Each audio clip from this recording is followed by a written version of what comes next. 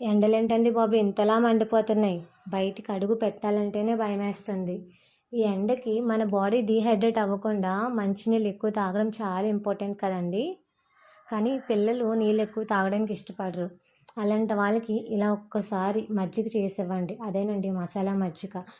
చాలా ఇష్టంగా తాగుతారు.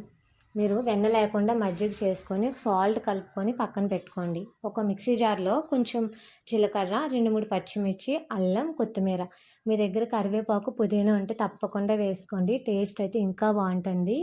లేకపోతే స్కిప్ చేసేయచ్చు. ఉంటే మాత్రం తప్పకుండా వేసుకొని ఇలా కోర్స్గా పేస్ట్ చేసుకోండి. ఈ పేస్ట్ మొత్తం కూడా మీరు పక్కన పెట్టుకున్న మజ్జిగలో వేసుకోండి. సో అది బాగా కలిపిన తర్వాత ఒక బద్ద నిమ్మరసం కూడా మజ్జిగలో పిండుకోండి. సో ఈ మజ్జిగని ఒక హాఫ్ అన్ అవర్, ఒక అరగంట సేపు ఫ్రిడ్జ్లో కానీ ఒక పక్కన కానీ పెట్టండి. సో దానివల్ల ఏంటంటే మీరు అల్లం వేశారు కదా, అల్లం, పచ్చిమిర్చి, కొత్తిమీర వీటి టేస్ట్ అంతా కూడా మజ్జిగలోకి బాగా దిగుతుంది. సో తర్వాత మీ ఇంట్లో వాళ్ళకి ఇవ్వండి. ఒక్క గ్లాస్ తాపితే అప్పుడు నన్ను అడగండి. అంత బాగుంటుంది మజ్జిగ. మీరు బయటకు వెళ్ళినప్పుడు చలవేంద్రం దగ్గర మజ్జిగ తాగుతారు కదా, సో దానికి మించిన టేస్ట్ ఉంటుంది.